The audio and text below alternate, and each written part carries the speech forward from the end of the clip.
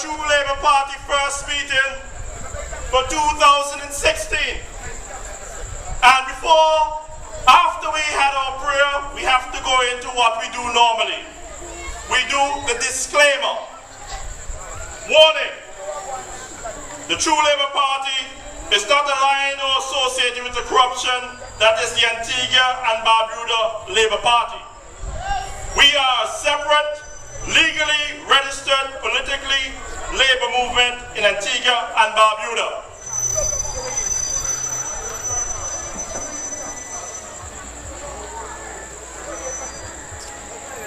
Ladies and gentlemen, the greatest legacy of my grandfather, Vere Sr., was in February 27, 1967. We had association with Great Britain, associated statehood.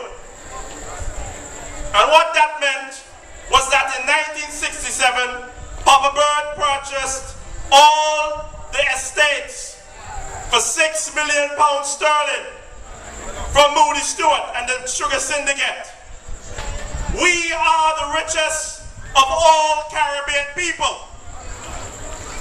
When the history of the West Indies is written after 1960, it will not show that Jamaica is the richest of all the West Indian people. They claim bauxite and reggae music. When the history is written, it will not be Guyana as the richest West Indian country.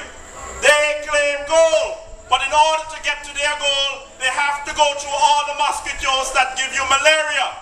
And even with the size of their population, proportionately, Antigua and Barbuda is a richer country than Jamaica and Guyana.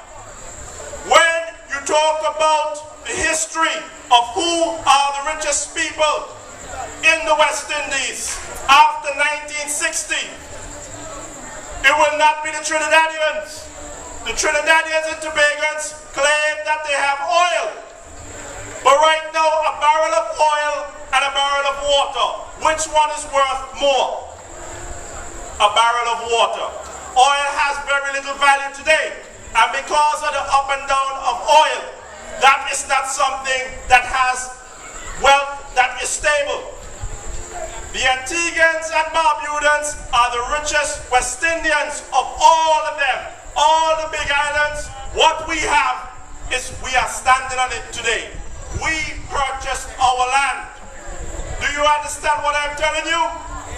It is not a situation where on independence on the 1st of November 1981, we had to look around and say, can we buy some land from you, master, please? Or from your children or your grandchildren? That is something that is completely different from what happened in all other islands in the Caribbean. We are a wealthy people.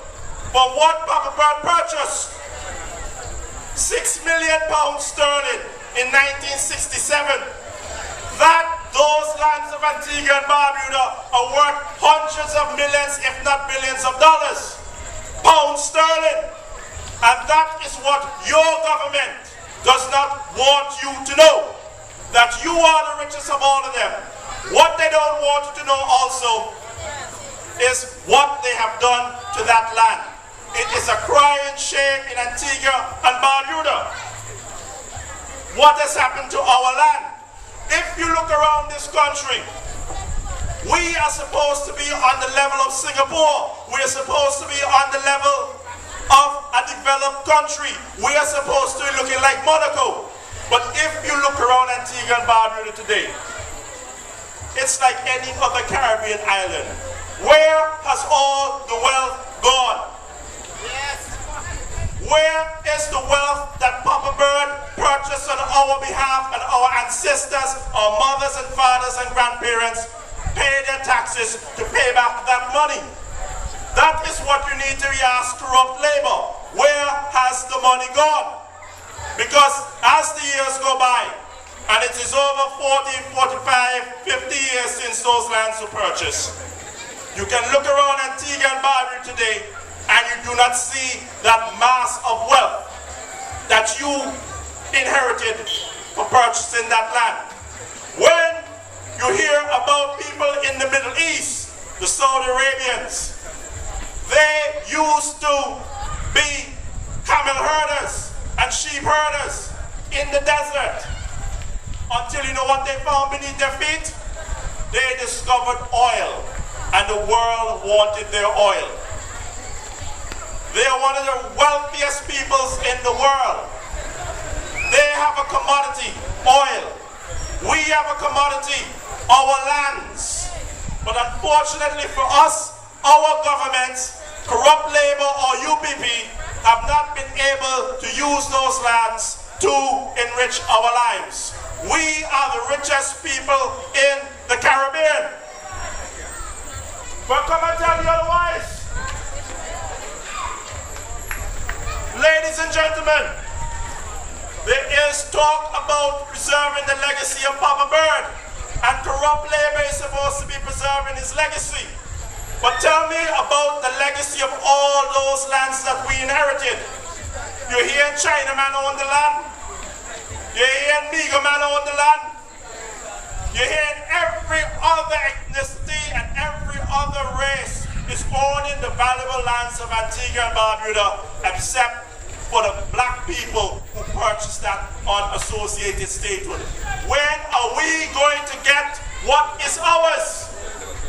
Because if you continue down the path of supporting corrupt politicians, what is going to happen is that land is a scarce commodity, and they will use all that land and they will give it to their friend and company, and you will be left marginalized in your own country when it is your ancestors, your family who purchased that land. Not any Migo man, not any Chinese man. I am letting you know what is the truth. We need to preserve the legacy of Papa Bird. We need to preserve our lands. Papa Bird started the legacy. Leicester was seduced by power and got swept off his feet by Tim Hector and marched against the legacy. Allowed Asot, Joey, Errol and Ran Singh to pass around with the legacy. Robin got down on his knees and kissed the hand that started the legacy out at Pricey. I was there, Robin, admit the truth. Max and Molwyn swept the legacy under the carpet along with the Wadadli Power Plant scandal. Asot, like a true meager man that he is, wanted to cut it up and sell it for a huge profit. Gaston Browne made the mistake and thought that he could marry into the legacy. And my poor dear Uncle Ivor put the legacy in a bottle of rum and drank it. Now, ladies and gentlemen, I don't have to prove that I am part of the legacy of Papa Bird. Why? Because it wasn't my father, Vere Jr., that named me. My grandfather saw that I was his grandson and the firstborn of my siblings in Antigua and Barbuda. And on that fateful day, in October 27, 1971, the date of my birth, my beloved grandfather gave me his name. Ladies and gentlemen, one of the pressing concerns why I started off about the legacy and the lands which you own, which make you the richest people in the Caribbean, is that on obtaining power on the 12th of June 2014, Mr. Gaston Browne, who was just made the Prime Minister of Antigua and Barbuda, decided to go into a contract with the Yida group, Yida Zang. And what that was supposed to provide for you, the smoke and mirrors, was that you were supposed to get work. They promised 2 billion US jobs in investment. They have delivered none. They promised you that over on Guana Island they were supposed to build hotels. They were supposed to build a horse racing track. They were supposed to build a hospital. They were supposed to have a fire engine. They were supposed to have a marina. And anything you can imagine to your wildest dreams, it was supposed to be put over on Guana Island, and you were supposed to get to work.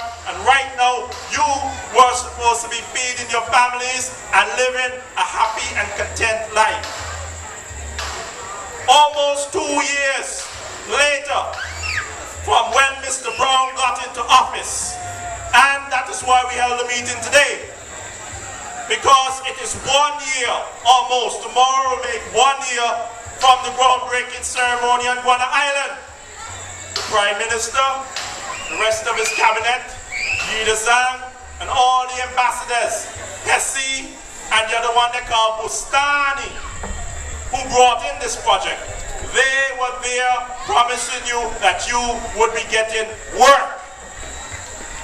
But we're here to celebrate the anniversary of not the groundbreaking ceremony, but the wind-breaking ceremony. That is just a big part, because they have done absolutely nothing for the poor people in this country. They will continue to tell you how they are going to provide work for you. But as you heard this week on the radio, when asked about the Yida project, the Prime Minister of Antigua and Barbuda, the Honorable Gaston Browne, you know what he told you? Go and call Yida and tell them what happened to the project. Damn disrespect. I don't know if you realize it, but this fella, you need to put him in his place.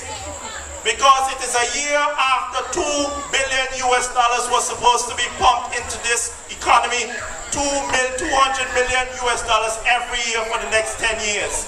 And before he comes up with an answer, the project has been stalled, they're not doing it again, we're looking for more investors to do the project. He comes and tells you, you must go. He brought the investor into Antigua, but he's telling you, you must go and call the investor and ask what's going on with the project. Damn rude and fresh with yourself.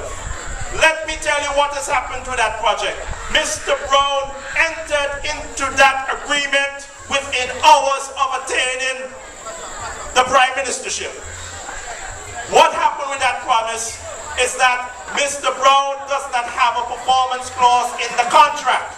If there is no performance clause in the contract, even if Mr. Yida Zhang purchased the land, right? He still needs the concessions from the government in order to get the project off the ground. That is what also happened with Stanford. Stanford bought the shares for Guana Island, but in order to develop the land, he needs the concessions, the concessionary rates that the government can provide for him. He needed a cabinet decision.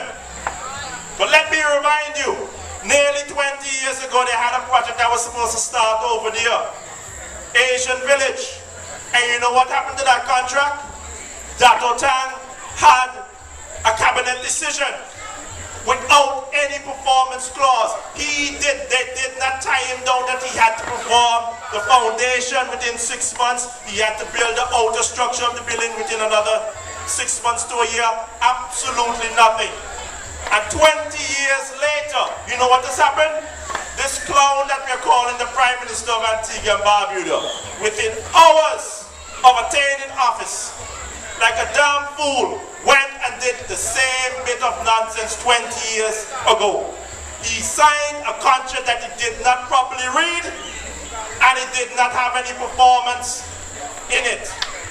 Mr. Dato Tang did not have to perform, and Yida Zhang does not have to perform anything in the contract. So the laborers of Antigua and Barbuda, you are left out in the wind. There is no hope of immediate work for you. And that is the truth. That is why Mr. Gaston Browne could not speak on what happened to Yida. Because if he had a performance clauses in his contract, he could come and say, it has been a year from since we had the wind-breaking ceremony. And I have informed Mr. Yida Zhang that according to Section 6, Subsection 4 of this contract that we signed, that he had to perform certain buildings over on Guana Island. Since it has not been done, that the concessions that we gave him in taxes and in bringing in this material will not be honored because he is in breach of the contract. He has not said that. He will not say that. So that is the reality of YIDA. The sad reality of YIDA is that it is neo-colonialism again. Because every time you go up to lands and agricultures above country park and you ask for a piece of land, they tell you they're not cutting any land right now. Or come back next month, come back next year, and we'll see what we can do. Why is it that the black people in this country can only get 0.5 quarter of an acre, but Yidas can get all that land over there? Why is it that there are so many Chinese coming into Antigua, and so many Syrians and Middle Easterners coming in, and all of a sudden you hear that there's some beachfront property that they're building a hotel on? It is your land. It is not Gaston Browne's land. It is not Lester Bird's land. Your ancestors purchased that land, and you should get the lion's share of that property. What I am saying, and what I believe, is that we cannot just continue to go negative on the government. What we had envisioned as a true Labour Party is if we own hundreds of millions of dollars in assets, that this government should be able to fund its own projects. Because those beachfront properties are what the world wants. Those are hundreds of millions of dollars in value. And if this government had your best interests at heart, they should come up with a plan, a project, a design, sell it to the public, and let them know we're putting up 10 acres, 20 acres of beachfront property to get a loan to build the projects ourselves. Why do we as Antiguans in the 21st century have to go to Yidazan, have to go to Stanford, have to go to any other investor when we are independently wealthy? The Bajans can't say that. The Trinidadians can't say that. The Guyanese can't say that. The Dominicans can't say that. You are owners of this land, and the government is just the trustee of it. So when they said, oh, we got another investor, oh, these investors, they're not investors, you know. They are speculators. They come down here because they know the value of the land. That is why I'm trying to tell you, you are wealthy people. And they come down here realizing what the value is of the land, and they go crazy. Because this foolish, corrupt government is giving it away at peppercorn rates.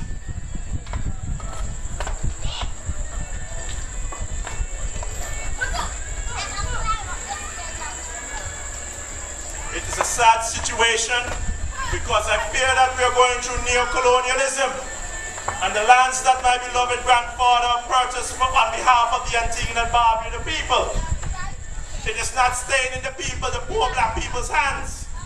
It is going to our colonial masters, their descendants. It is going to Chinese, it is going to Arabs.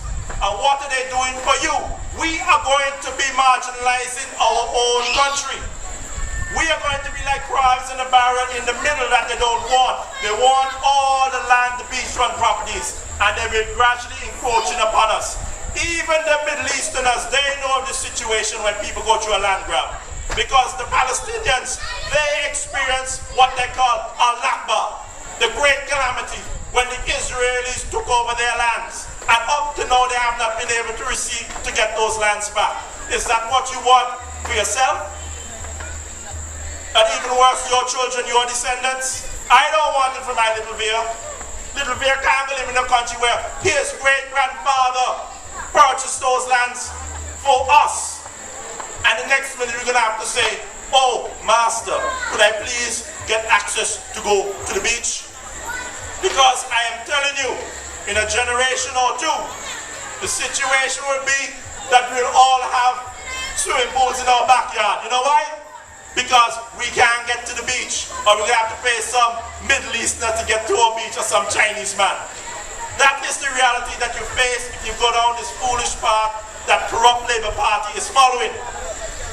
Mr. Browne says to get behind his vision, and we must have this vision. His vision is just queer, crazy, because that is called neo-colonialism, and we deserve better.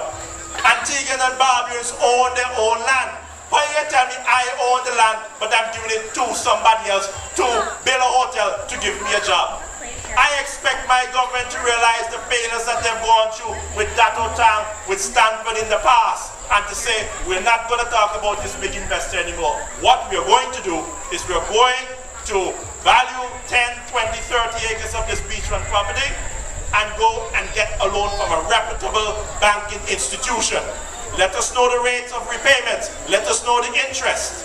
And let the Antiguan and Barbudan people pay for the projects that they can provide for themselves and to provide works for their family.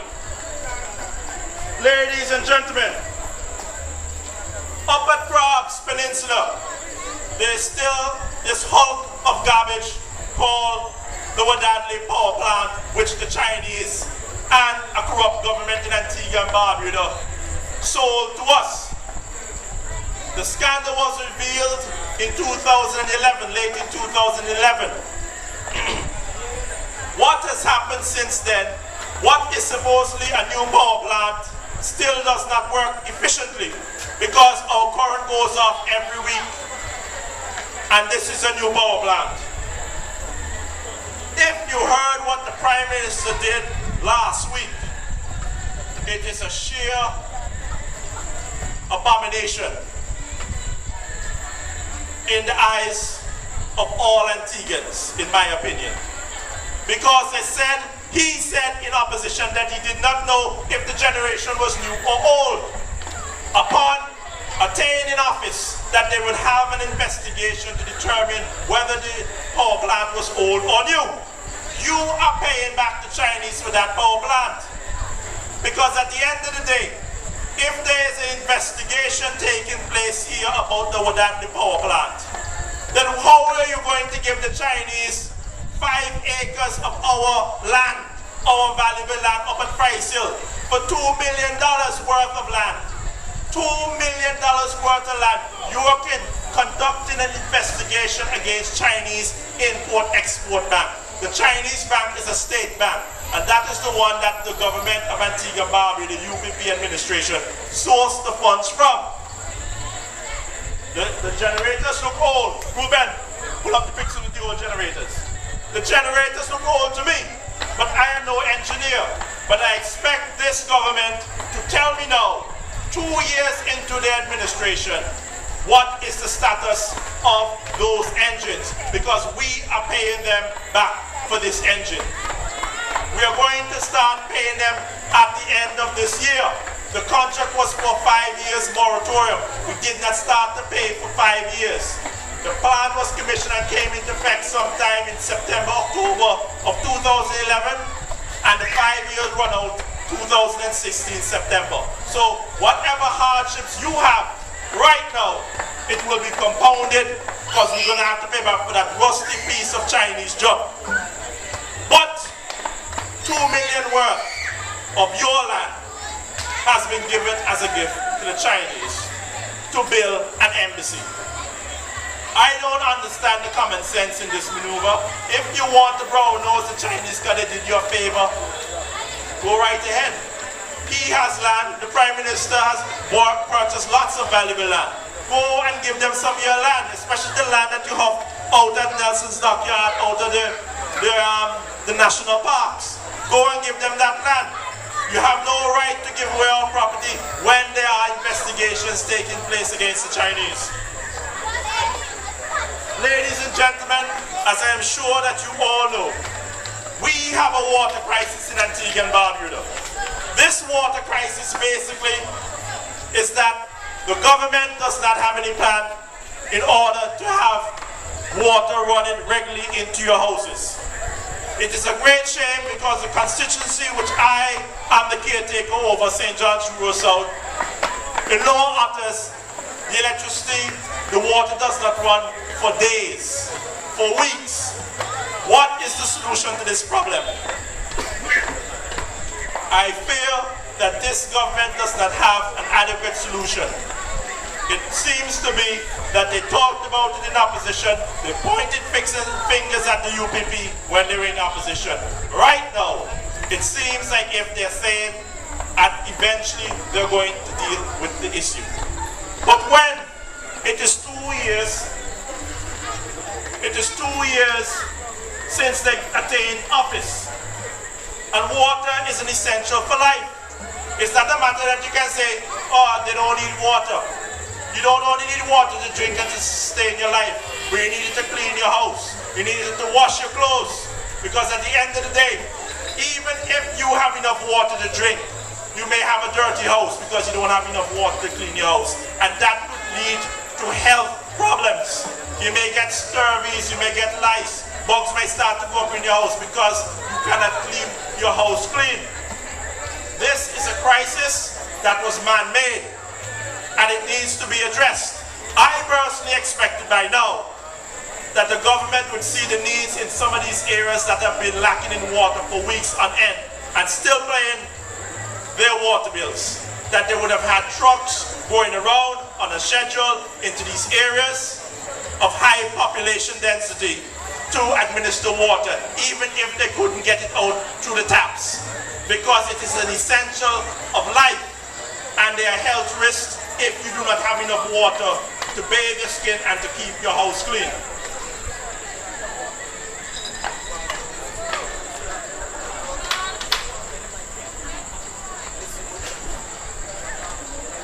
Antiguans, we have to come to the reality that this is a failing government. And when I say a failing government, what they promised in their manifesto has not come true in reality. When are we going to get a better Antigua and Barbuda? I don't believe we will get it under the corrupt Labour Party.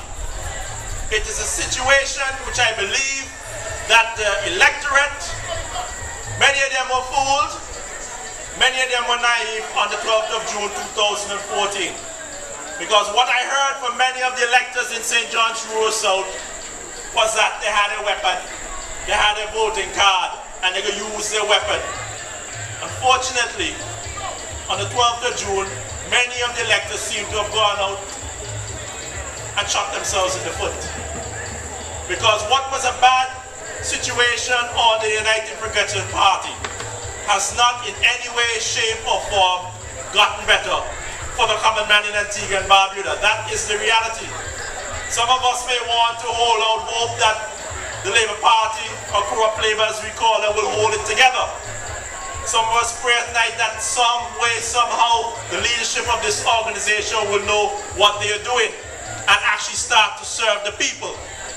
But I do not hold out hope. The only solution for this country is in the Antigua Barbuda True Labour Party. We are here to serve you. We are members of the Labour Party that saw wrong and stood up before the election, during the election, and we're here tonight after the election to tell you that all is not well in Antigua and Barbuda. Ladies and gentlemen, I want to touch on one more issue before I leave the podium. I am a lawyer by profession, following the footsteps of my father, Vere Jr. And the situation is that this government wants to introduce the Caribbean Court of Justice. The problem with this is that we have so much problems in this country. We cannot afford to go the way of the CCJ in the referendum which they said is scheduled for October, November this year.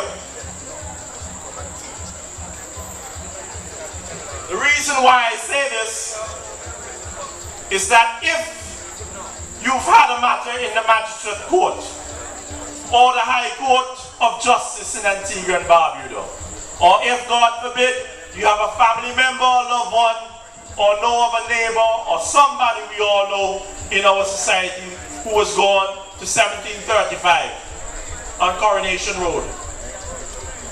The conditions of our Magistrate Court, the conditions of our High Court, the condition of our only prison is substandard. It is a condition that is unconstitutional. Because the Constitution of Antigua and Barbuda under Section 7 states that we are not subject to unhuman and degrading treatment. When you hear about people getting chicken pox in droves up at 1735, or you hear they have the skin-eating Mars bug up at 1735, how can that be continued? And we talk about, forget that for now, let us go to the CCJ. We need the CCJ. The Magistrates Court, the magistrates impose a sentence of confinement in 1735. How many magistrates have spoken out about the subhuman conditions up at 1735? The High Court, when they're having their assizes and they find somebody guilty, they can impose a custodial sentence. How many High Court judges have you heard of have spoken out of the subhuman conditions up at 1735? And the CCJ, they have been in existence for however long right now, nearly 15, 20 years. How many judges sitting on the CCJ have spoken about of the subhuman conditions that are in the prisons throughout the Caribbean? They don't talk about them. They have the power to impose custodial sentences. But it appears that nobody is concerned about their fellow man that has to go behind these bars. And that is my biggest fear. When we go and talk about joining the CCJ, that is another court that can impose or uphold a custodial sentence. It is another court that we're going to have to fund when we say there are no resources. It is a condition where the Privy Council came into effect, ruled over our final courts of appeal in 1833 by the Judicial Committee of the Privy Council Act, 1833. I say that date, ladies and gentlemen. I say, the battery is dying. Maybe that's a sign. Time to come off. But anyway, 1833 was when the Privy Council came into effect as our final court of appeal. But in 1833, the people who were alive then could say that they have a very old court, almost 100 years old, in Antigua and Barbuda on Coronation Road. It was built in 1735. What is the priority? Are we going to talk about let us leave the Privy Council behind because that is a colonial vestige from the colonial masters? I said no.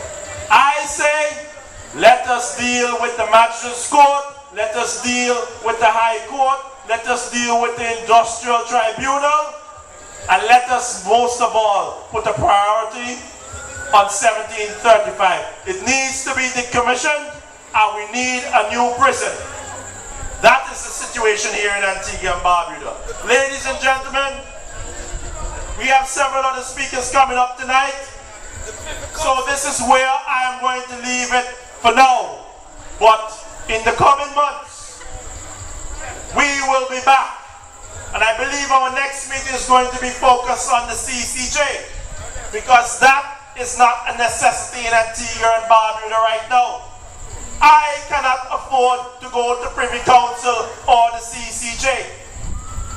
That is the reality. I am a lawyer by profession, and the money that I make, I can't afford CCJ or Privy Council. I have had cases where I've sued people and I have left it at the Court of Appeal. So I don't know what nonsense they're bringing all these other foreign judges and foreign lawyers to tell you to vote for the CCJ. It is a lie. It is expensive to go to any final court of appeal in any country in the world. It costs money. Me, I've been able, with the assistance of my colleagues, members of the bar, to push it from High Court to the Court of Appeal. And when I hear those figures about Privy Council, I said, okay then, I guess I lost my case. I got to lick my wounds and I'll come back on another occasion. But I'm telling you, when the referendum comes to vote for the CCJ. If you love yourselves, your family, your country, vote no for the CCJ. And we have tied it to the jobs. If Gaston Browne cannot provide work for you, then don't provide him with what he wants, the CCJ. No jobs, no CCJ. No jobs, no CCJ. No jobs, no CCJ. Good night, ladies and gentlemen.